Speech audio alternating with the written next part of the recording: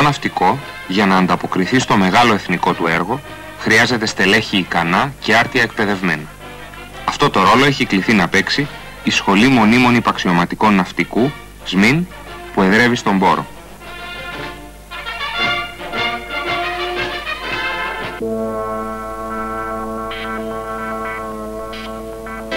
Η ΣΜΙΝ είναι η μοναδική σχολή του πολεμικού ναυτικού, η οποία αποδίδει μόνιμους υπαξιωματικούς.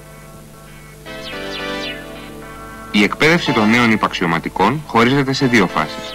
Στη βασική, που διαρκεί 1 χρόνο, και στην εκπαίδευση ειδικότητας, που διαρκεί 1 έως 2 χρόνια. Κατά τη διάρκεια της βασικής εκπαίδευσης, οι δόκιμοι υπαξιωματικοί, οι οποίοι σε αυτή τη φάση της καριέρας τους ονομάζονται δόκιμοι και λευστές, διδάσκονται μαθήματα γενικών γνώσεων.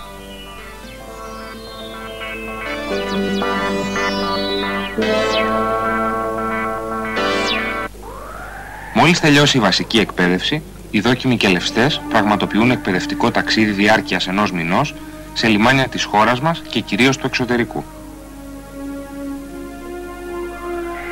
Στη ΣΜΙΝ διδάσκει άρτια εκπαιδευμένο καθηγητικό προσωπικό, τόσο πολιτικό όσο και στρατιωτικό. Η διδασκαλία γίνεται σε πολιτισμένο περιβάλλον και σε χώρους που εξασφαλίζουν άνετη διαβίωση και παραμονή. Το πρόγραμμα εκπαίδευσης συνεχίζεται στα σχολεία ειδικοτήτων που έχουν έδρα το Σκαραμαγκά και τον Ναύσταθμο της Σαλαμίνας.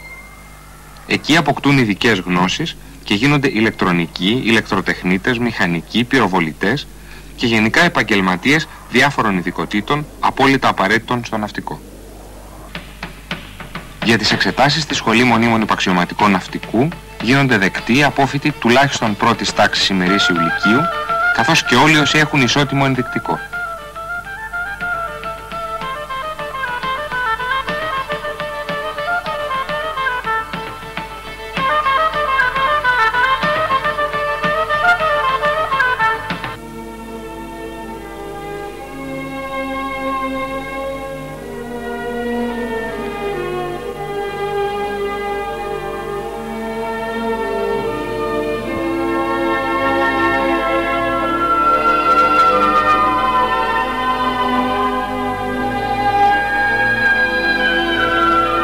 Βρισκόμαστε στο Λύκειο Πόρου.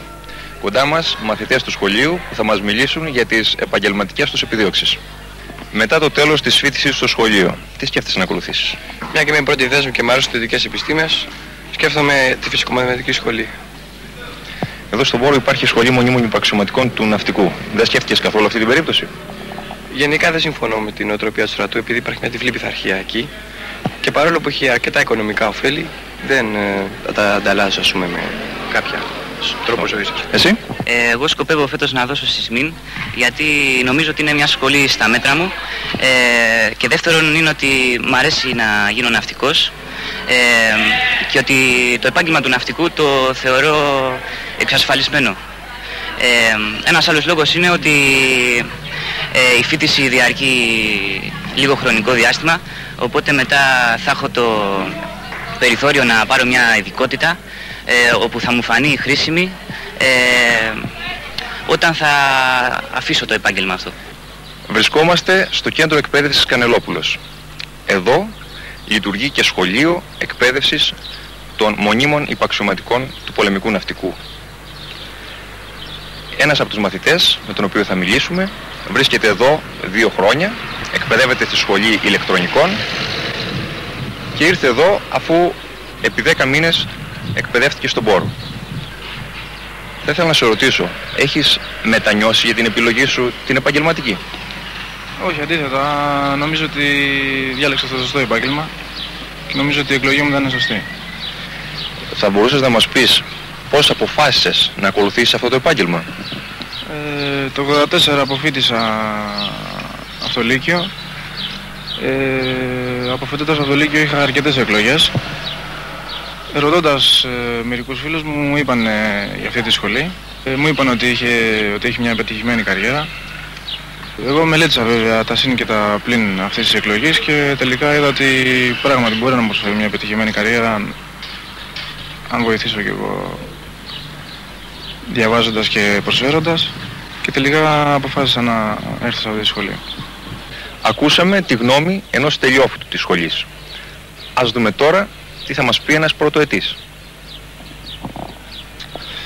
Τελείωσα πριν 2 χρόνια την τρίτη λυκείου και αποφάσισα να δώσω εξετάσεις στη ΣΜΗΝ, η σχολή του Πόρου. Την απόφασή μου αυτή για να μπω στις τάξεις του πολεμικού ναυτικού την πήρα επειδή το πολεμικό ναυτικό μπορεί να προσφέρει επαγγελματική αποκατάσταση πολύ καλή και μπορεί να αποκτήσει εφόδια επαγγελματικής μορφώσεως ηλεκτρονικών, παραδείγματος χάρη, όπως είναι η ειδικότητά μου, που δεν θα μπορούσες εύκολα έξω να τα αποκτήσεις και θα χρειαζόταν πάρα πολλά χρήματα. Επίσης η νοοτροπία και που σου περνάει το ναυτικό σε βοηθάει καταρχήν στην κοινωνική ζωή και σου βάζει να έχεις κάποιο πρόγραμμα ή κάποια σειρά σε όλα τα προβλήματα που χρειάζονται. Είμαστε 4 ειδικότητες ηλεκτρονικών. Είναι ηλεκτρονική για ανθυποβρυχιακά συστήματα, συστήματα επικοινωνίας, εκπομπή και λοιπά, ραντάρ επιφανείας και διεύθυνση βολής. Ηλεκτρονική εκπαιδευόμαστε πάνω στα βασικά ηλεκτρονικά στην πρώτη χρονιά και αργότερα στην ειδικότητα του καθένας. Τα ηλεκτρονικά παίζουν σπουδαίο ρόλο στο πολεμικό ναυτικό και η εξέλιξή τους ακολουθείται από με την αποφύτισή τους από τα σχολεία, οι δόκιμοι κελευστές ονομάζονται κελευστές και τοποθετούνται στα πολεμικά πλοία και στις ναυτικές υπηρεσίες. Εξελίσσονται δε από το βαθμό του κελευστή ως το βαθμό του αντιπλοίαρχου. Η Σχολή Μονίμων Υπαξιωματικών Ναυτικού, με ιστορία δεκαετιών προσφοράς ικανών στελεχών στο πολεμικό ναυτικό, συνεχίζει το έργο της με τις σημερινές και τις αυριανές γενιές των νέων. Όλων των νέων που αγαπούν τη θάλασσα και αφιερώνουν σε αυτή το επαγγελματικό τους μέλλον.